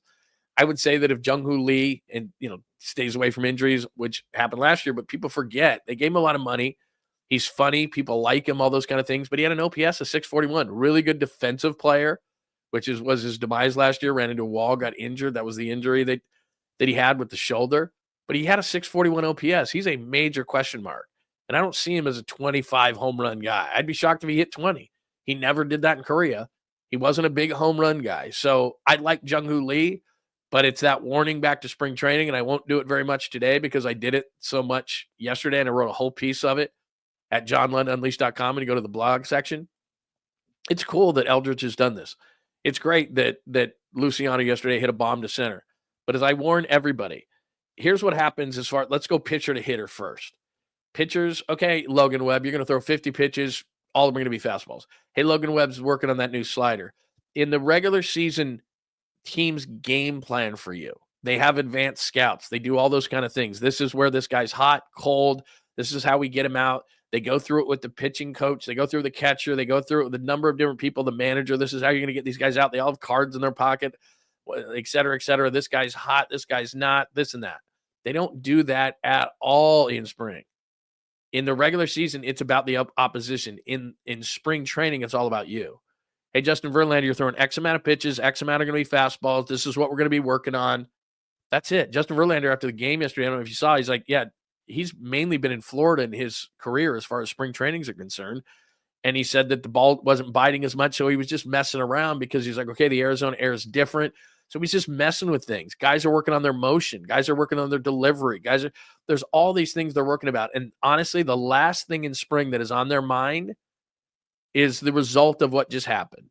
If they hang something, they're going to be pissed off. But really, it's not like the regular season at all. So as I said yesterday, and as crazy as it sounds, maybe it means something. Maybe it means nothing. Maybe you're going against a guy that's going to be in A-ball this year. Maybe you're going against Justin Verlander. Maybe you're going against Logan Webb, who's working on a new grip on his change and doesn't quite have his delivery down. You just don't know. or maybe a guy's just absolutely great. So on this piece yesterday, I gave you about 2 examples on everybody. Like, here's a perfect example.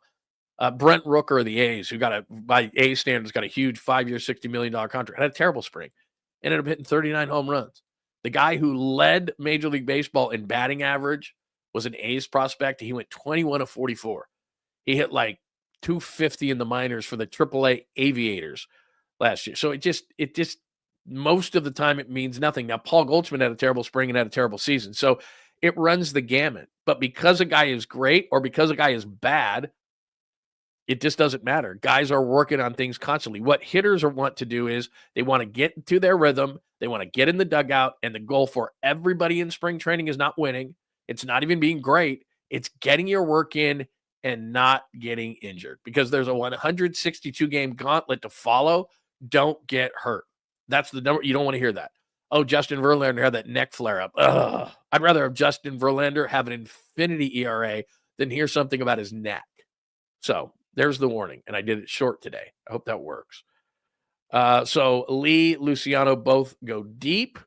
Did I have anything else baseball related? I don't think I do, but let me just check my board here and make sure, because I thought I had another baseball thing up here, but I could be wrong. No, I don't. Everything else is basketball related? Really? Okay. All right. So there's my warning yesterday and today about spring training. Any thoughts? Here's the other thing, because I got this on social media yesterday before we move on to some hoops talk and some more random things in a corpse, as you can see at the bottom. I'm not trying to take away the fun from spring training. In fact, I've told you this story before.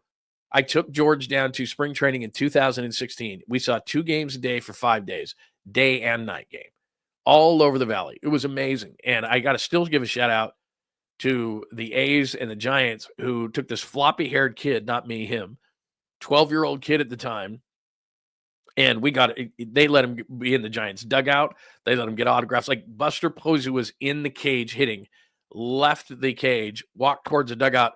Here's my kid with a baseball standing there. I'm like, oh no, because I'm kind of a media member. And he's standing there with the ball, and Buster's really cool. And that's what spring training is about. Signs the kid's ball, and all the rest of these kids are up in the stands screaming, Buster! Buster, over here! My kid's just standing there, just completely spoiled. He's walking in the dugout.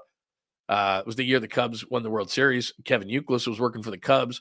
Uke grabs my kid, walks him to, and this was when like Chris Bryant was great, Anthony Rizzo and Joe Madden was the manager, takes him through the cut. So he had another ball for the Cubs, all these Cubs, the year they won the World Series and broke that big, long drought.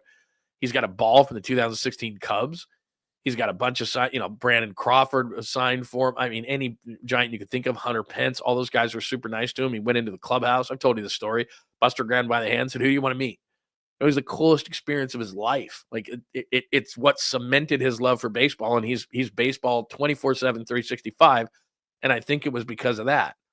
So while I can't promise your kid will get that kind of access, my point is that spring training is awesome and guys are laid back and they'll give kids autographs and it's fun and you're in the sun. And then afterwards you go to the games. There's a bunch of great spots because the Giants are obviously at Scottsdale Stadium. There's a bunch of amazing spots to go in Scottsdale and you can have a great time. You don't even have to, I'm not saying you have to bring your kids. I'm just saying if you've ever debated, and I'm not part of the Scottsdale or the Valley or the Phoenix or whatever Chamber of Commerce, it's just one of the cool things you can do in sports. And there's not another opportunity unless you want to do one of those summer road trips, which I've done and are really, really fun. We go to all the different ballparks, but that's a lot of money, a lot of time, all those kind of things, which I have right now. So maybe I'll do another one, but going to spring training is incredible because you can see all the teams, all the players. They'll only play for a few innings. Everybody's laid back. It's not quite as cheap as it used to be, but it's not as expensive as regular major league games. And even some of them, like the Sloan Park that the Cubs play in is really, really cool. There's some really cool parks down there. Scottsdale Stadium isn't the newest, but it's still fun. And there's so many cool things around it. So you get to see everybody playing. It's a good time. So anyway, I'm not going to keep going down this tangent every day. I love spring training. I think it's fun. I think you should go down there. I think you should sit on the lawn. I think you should tip cold ones back. But I'm just giving out a warning not to take the fun away from it, if that makes any sense. All right, tons of basketball stuff. Let me start with, I know that I've got Golden State closer to the top 6, but let me do slow down Jimmy, because I think this is the most interesting part of NBA talk today. Can I just take a quick drink? There's no cocktail here. No spill. No spill whatsoever. Had I had a white sweatshirt on today, as I did yesterday, I would have spilled it all over myself. Let me see if I can even do coffee. Can I do coffee without spill? This is a full coffee. Yep, no spill. Nothing. As I say that, it would probably spill. But yeah, the new coffee cup is amazing. Hot coffee. Made it an hour and a half ago, and no spill on the sweatshirt. But if I had the white sweatshirt on, you can bet I would have spilled all over it. All right, let me go. Before I go closer to top six, because the Clippers lost. There was a really interesting game between Oklahoma City and Minnesota last night. And let me just go to this. Jimmy Butler. Now, this is really early. And let me preface this, and this is Shams last night. I also want you at the same time of listening what Shams says, the reason why ESPN's NBA coverage does not work is that if you look around, Kendrick Perkins is bored off his mind to your, it's going to be my right, your left. And then Screaming A is on the other side wearing a pink jacket, and he looks bored out of his mind. They're not engaged in everybody's conversation. They just can't wait to talk. And it's interesting to me because I was that way early in my career, and everybody is when they're in the media. They want to talk and they can't wait to talk. And then you get older and you realize, look, I just want it to be a great show. So if I'm engaged in the show and what everybody's saying, it's going to be a better show because I'm listening and I'm not just thinking, what am I going to say next? Which is what they look like, and it's one of the reasons why the show sucks. But anyway, that's a sidebar to everything. Shams is the star here, and both those guys hate giving up the mic to the star. But what he's saying about Jimmy Butler is really interesting. But my whole thought is it's really early in the honeymoon process, and who hasn't been in a new relationship and thought it's the greatest thing on earth?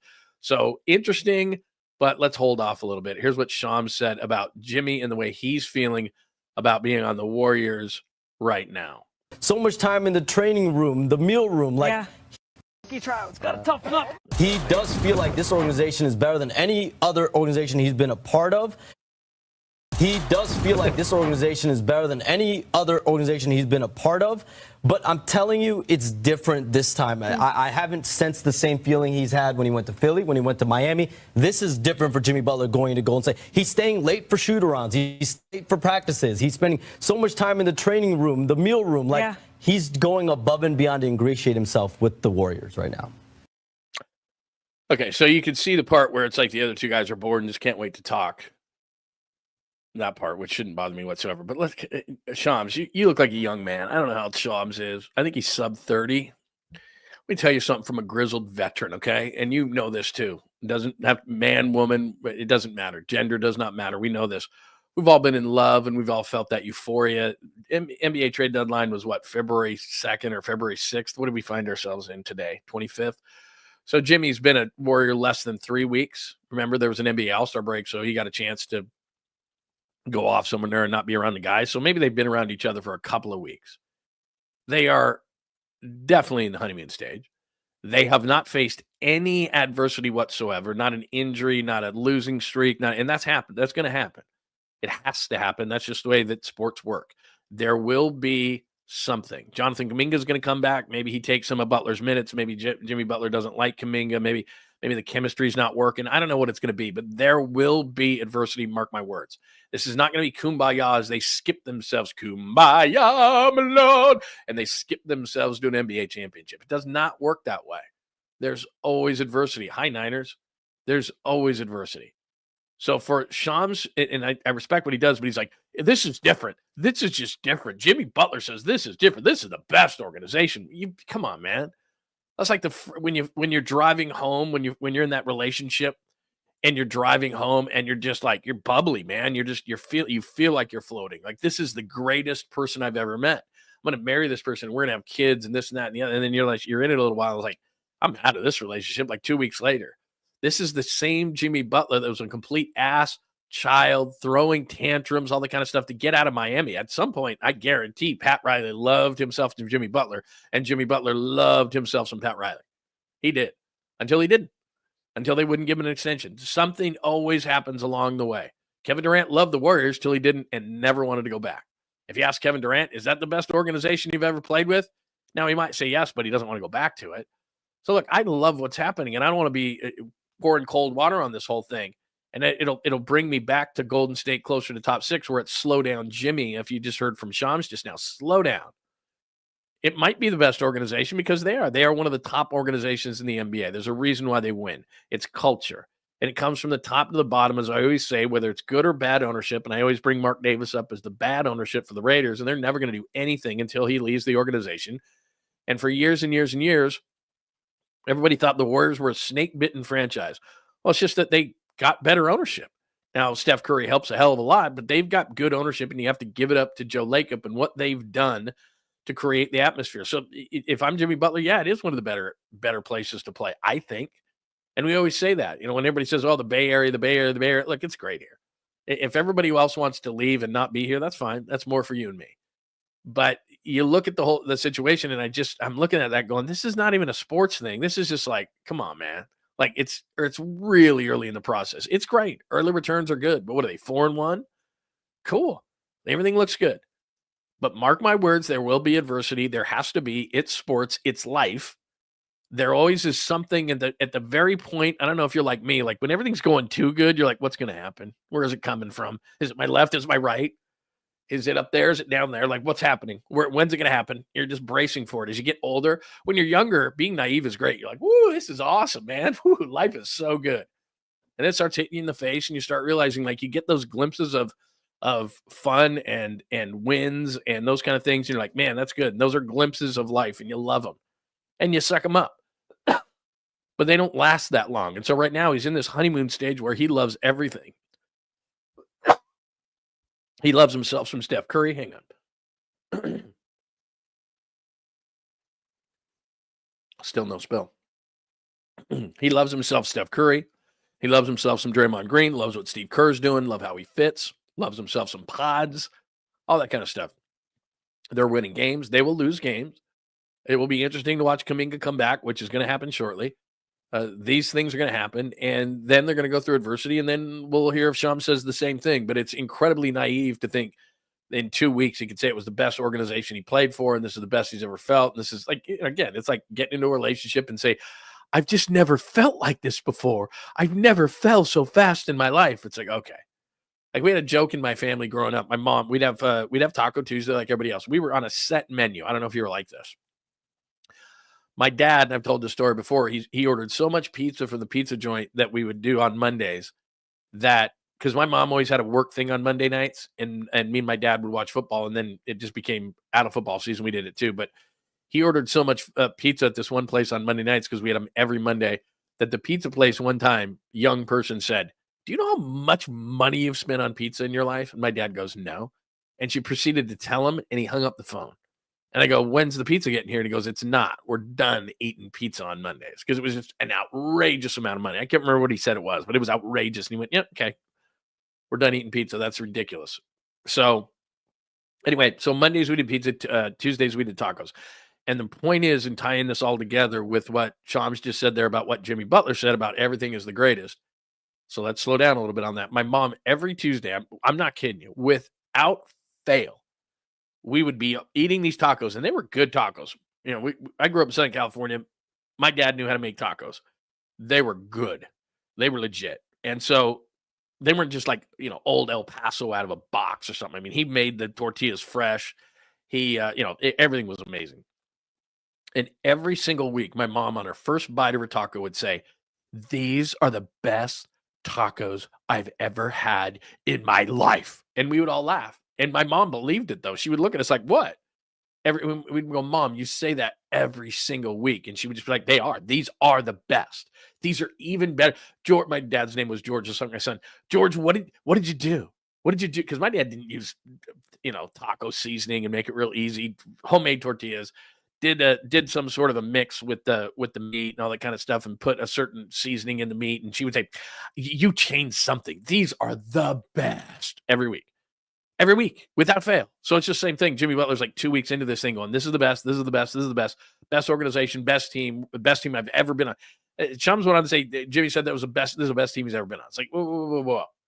Now, having said that, having warned you to all the slow down, Jimmy, let's go back up onto the chalkboard where it says Golden State closer top 6.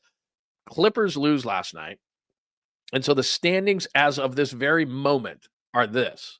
Look at that. So OKC, Denver, we know. Memphis, Lakers are looking pretty good with Luka. By the way, Luka welcomes the Mavericks, which is going to be a big deal. And it's all over social media today. But the thing is that he's not going back to Dallas. This game's in LA. When he goes back to Dallas, that's going to be the crazy one. But anyway, they play the Mavs tonight. So they're at 5-4. Houston's starting to slip a little bit. They're at 5. And there you go. One game behind the Clippers for the 6th spot. Or excuse me. Yeah, one game, 27-26. Now you got the Mavs in there. You got the T-Wolves in there. T-Wolves, by the way, came back, and I'm going to play a Chris Finch cut, their head coach. I hate when coaches cry about officials. But they're one game back of the Clippers who lost last night. So all of a sudden you're going, okay, yeah, don't get me wrong. Sacramento's only one game behind them. You got Dallas, you got Minnesota, blah, blah, blah. I get it. But all of a sudden they're sitting at 26. So as much as I want to say, Jimmy Butler, just slow it down, bro. You know, you're in a lot of like right now in the honeymoon period of the relationship, but still that quick with, do some math for me, 57, 25 games. We're 25. You did a lot faster than I do. I'm sure of it. Terrible at math. Told there was no math in the show. 25 games left in the regular season, and they are one game in the loss behind the Clippers. So in a 6-3 matchup right now, let's just have a little bit of fun here. To Jimmy's point, in a 6-3 matchup, they play Memphis. They can win that series. Memphis is a young team. Give them a ton of respect for what they've accomplished this year. All due respect, but they don't have the experience that the Warriors do. That's just what it comes down to. If you won a 6-3, then you'd play, you'd play the 2 probably. You play maybe Denver in the next round. That wouldn't be a whole lot of fun. So that'd probably be the end of the season. But still, I think one of these young teams, whether it's Houston, whether it's Memphis, even Oklahoma City, they would give them a lot just because they haven't won at that level. So Jimmy's got a point in the love, and then it's a good team, and he's what they needed. But they've still got a lot of work to do. But if it was 6-3 against Memphis, I wouldn't mind that. And by the way, I just want to flash this up here as part of this conversation. I know that Jimmy Butler's getting a ton of love, and he should get a ton of love. Happy birthday to PODZ. And at the beginning, and he's only 22, and at the beginning of the season, he wasn't very good. And my stance hasn't changed on this. They called him untouchable in the offseason. He's not an untouchable kind of a player, but the coinciding with Jimmy Butler being really good and a good fit for the Warriors is also that Brandon Podziemski's playing really good basketball right now. It's not just Jimmy Butler. It's Podziemski playing well, and then we'll see what Jonathan Kuminga does, and that's going to be very, very, very soon. So there's Podziemski. Let's give Podziemski love, and I think I have that on the board. Do I have Podziemski love on the board? I thought I put it on there. Nope, maybe I didn't. Anyway, there it is. There's that. And then the other thing I asked yesterday before we get into some more videos, I said, geez, I haven't really paid attention to Wiggs. What's Wiggins doing with all this love that we're giving Jimmy Butler? So what is Wiggins doing so far with Miami and South Beach? Pretty good. Since the All-Star break, 23 points a game, 6 boards, 2.5 steals, a block a game, and decent, and 3 20-point games. So, he's kind of out of sight, out of mind for the Warriors, but good for Wiggs. I know that you're like, whatever, he doesn't play for us anymore, don't care. But he's playing pretty well since the All-Star break. It's just Jimmy is more than numbers, and I talked about that yesterday. I didn't even look at Wiggins' numbers. Wiggins has pretty good numbers since he went to Miami, but he doesn't have what Jimmy Butler has. Jimmy Butler just has that energy, that thing that Farhan Zaidi would go crazy over. That does not compute. No, but there's a chemistry thing there, Farhan. There's chemistry, and Jimmy Butler kind of has the it. Nope, sorry. Commodore 64 says on that. Nah, nope. Don't know what that is. No, really, there's a chemistry. It's a factor. Jimmy Butler has this thing. Farhan licks you, yeah? Farhan, thing does not compute. Thing does not compute. Like they don't get it. So I'm glad that Wiggs is having really good numbers, but the thing that Jimmy Butler has brought to the table is something that a lot of times in numbers you can't really put it into words, and it doesn't get into numbers. All right, so I'm going to play this for you too, and then we'll get out of the NBA conversation. The West nervous. I kind of been talking about that. This is the Stop Crying Coach portion of the show as we take you through the chalkboard here. Stop Crying Coach, third to the bottom. I hate when coaches do this. It's just a peeve of mine in every single sport. Now, if a coach does this because a team is desperate and is losing a playoff series when a coach does this. And I understand why a coach does this in the playoffs. Now, maybe he's thinking to himself, Minnesota may go up against Oklahoma City in the playoffs. So maybe Chris Finch is going, hey, you know that meme? So maybe he's doing that as kind of a fired shot, a warning shot to the NBA, to those officials, because they try to give officials in a playoff series. Like Phil Jackson was known for this. Greg Popovich did this a lot. It doesn't happen as much anymore.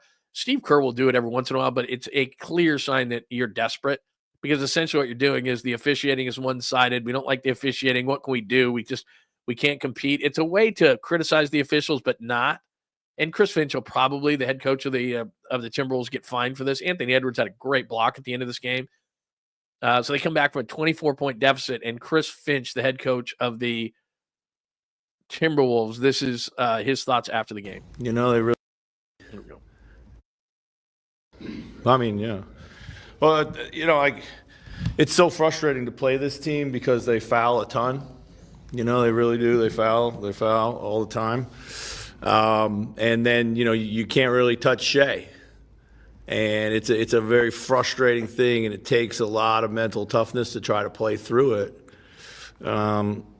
And we just eventually were able to get downhill and force the issue ourselves, and we're rewarded for it. All right, so we have 24 in that game. They end up getting a win, so congratulations to Minnesota. Maybe he's trying to send, because you got to remember, and we do try to educate on this show, coaches are not doing that because he really believes it. He's just doing it to try to curry favor later on. And so I'm thinking to myself, well, that gets done in the playoffs. That gets done by a desperate team in the playoffs a lot of times. Or it gets done by a team, if there's a team that led the league during the regular season in free throws, for example, a smart coach after a game one or something like that, or even before the series starts, will say stuff like that. Like, it's really tough because you can't really touch that guy. He gets a lot of foul calls. He gets to the free throw line a lot. We've got to, they'll kind of lay that seed. And then as the series goes on, if it's ridiculous, the free throw discrepancy, then they'll continue to say that. Or like Phil Jackson would just flat out, he would take the fine. He'd just be like, look, I got to do this. Now, a lot of times he wasn't in that desperate position, but I remember covering the 2004 NBA finals, and it was the last dance for the Lakers, and it was Pistons-Lakers, and every single time he was complaining about officials. So much so that even Michael Thompson was a broadcaster of the Lakers, and I had Michael on my show, and he went on a rant about it, and everyone from the Lakers side was just officials. Meanwhile, the Pistons are just kicking their ass. Kobe Bryant won game one, and then the Pistons went 4 straight and won the NBA championship in 2004 with Rasheed Wallace and Ben Wallace and Tayshaun Prince and Rip Hamilton and all those kind of guys. And anything and everything that came out of the Lakers was officiating, even though they had brought on Gary Payton and Karl Malone that season to try to win it. Those guys were banged up. It was Kobe and Shaq's last season together. They had it with each other. There was just a lot of chemistry issues, a lot of issues in general, and Phil Jackson just kept going back to officiating, and it wasn't officiating. But that was the only card he had to play because they were getting outplayed so badly. So that's normally a playoff thing that you see. I just, in general, and this about me, it's again, a show philosophy. I realize that officials are going to make calls. It's just part of the DNA of sports. It's baked in. It's part of the stew. It's part of the jambalaya, whatever you want to use as a comparison. Or it's part of it. And I don't want everything to be perfect. Now, I do like the GPS system, or GPS, the balls and strike system in baseball, because it just takes a brief second. It's going to probably piss me off because as much as the technology is advanced, and I saw it in minor leagues, it'll slow down the game somewhat. So at times I'm just going to be like, and this is just a trial basis, so we'll see what it does long term. I don't like complaining about officials. I know that there are egregious calls, but in football, I talk about this all the time, and I did during the Niners season. I did during the NFL season. I did in defending that the NFL wasn't, protecting the Chiefs at all costs. It just didn't make any sense whatsoever. They're going to make mistakes. I understand that, but there were 60 other plays in that game. You could have done something differently, and you didn't. And so what we do as fandom is we look at low-hanging fruit, and we say, well, geez, because of these officials, at times it happens. But what did you do the other 60 plays? Because as fans, we don't want to blame our players. So there has to be a reason why the other team didn't beat us. We don't want to admit that. It had to be the stripes. It had to be the guys in the stripes. They cost us the game. It's low-hanging fruit. And so when a coach does it, I think it's unprofessional. I think it's low-hanging fruit. But I do think he's probably thinking to himself, they may see Oklahoma City in the playoffs. We're close enough to the playoffs to where he's starting to lay that down and say, all right, now I'm sure he's going to get a phone call or maybe even a fine on that. So anyway, that is the stop crying coach portion of the show. And that always brings up controversy because people are always like, wow, what about this play? What about this play? And I can say, okay, even if it was a play on the last play so the other team couldn't come back from it, and I use this in the NFL, there's 60 other plays. I use this in baseball. There were 26 other outs. Whatever the case, there was always these opportunities, but we don't want to get intricate and go back to all those plays to say, well, this and that, because then we got to blame our guy. And we don't like doing that. It's a lot easier to blame the guy who's supposed to be neutral. So that's all. Let's see what else. We do have a corpse that I want is a corpse part of the show today. And I did have a couple other things that I had actually that I left up on the internet, so I can do this a little bit. Let's see if I've got anything else. What time do we have? I've got to be at a doctor's appointment today. So, oh my gosh, it's 10 o'clock straight up. All right, I got to jump, but I got to do this. I got to show you this. I'm going to be late for this thing. Oh my gosh, I didn't realize it was 10 o'clock. Let me share my screen with you because I got to do this real quick. No. Boy, there's a couple of things. I say this every time. I'm going to have to do this. I have to do those tomorrow. Yeah, let me share this one with you. This will serve as the sweet, clean, family-friendly caboose pistol. Married couple. Come on. Are you seriously putting that in front of me? There we go. Married couple forced to sit next to woman's body after she drops dead on 15-hour flight. Now, first of all, before I get into the story, because I'm reading this with you, I've decided that this is the way to do the caboose pistol. Rather than reading it ahead of time, the headlines I will look at, and then you and I will discover this together. So first and foremost, when I just read the headline, married, and I should have found the news story for this. Well, I'll try to find it tomorrow because that's even funnier. News stories are actually funnier than the story themselves. So it says, married couple forced to sit next to a woman's body after she drops dead on 15-hour flight. Now, first of all, to defend the airline, I don't know what they could have done with the corpse. Like, if it's a full flight, what are they supposed to do with the corpse? Like, put it in the back? I guess they could lean it against the door, and then when they shut the curtain, and then the flight attendants have to deal with it. So maybe that's the way to go. Maybe I just made the, oh, there they are. Those, okay, we'll play those tomorrow. I should have that as a video. Sorry about that, the passengers. Husband and his wife say they were forced to sit next to a woman's body for several hours after she dropped dead on a 15-hour flight. Mitchell Ring, and Jennifer Collin were en route from Australia to Qatar, where the unidentified female suffered a medical emergency in the aisle during the long haul, blah, blah, blah, blah, blah. The lady couldn't be saved, which is pretty heartbreaking. So they had to sit next to the corpse. So first of all, without reading any further, okay, they tried to wheel her up towards the business class, but she was a large lady, and they couldn't get her through the aisle. Okay, before I read any more, I shouldn't be laughing at a dead woman, but I am. And probably so are you. So the issue for me becomes, if I have to sit next to a woman, a dead woman, for a 15-hour flight, I don't know, how many fly vouchers is that? That's got to be a lot. Like a handful? 10? Like, that's a long flight. Like, I get it. There's no place. She's a large woman. You can't move her. First of all, there's got to be a way to move her. There's just got to be a way to move her. There's got to be a way. I don't know where. Like, in the front or the back, there are places where you could put her and then shut the curtain. And plus, the other thing is, no disrespect to her, but is there no way? Like, obviously, you can't open the whole things up. Can you get to luggage on a plane? Like, can you get to the luggage department and just kind of push her down into the luggage department? I mean, it doesn't really matter. You can't ever sit next to the people. You can't. That's not right. You can't ever sit next. There had to be a better way. I know that the flight was full and all those kind of things, but there had to be a better way. But I mean, what if that happens to you? If you have to sit next to a dead corpse on a plane for like a 15-hour flight, what are you asking for? 10 free flights, 10 round trips, 20, 50, lifetime? Like, where are you going with that?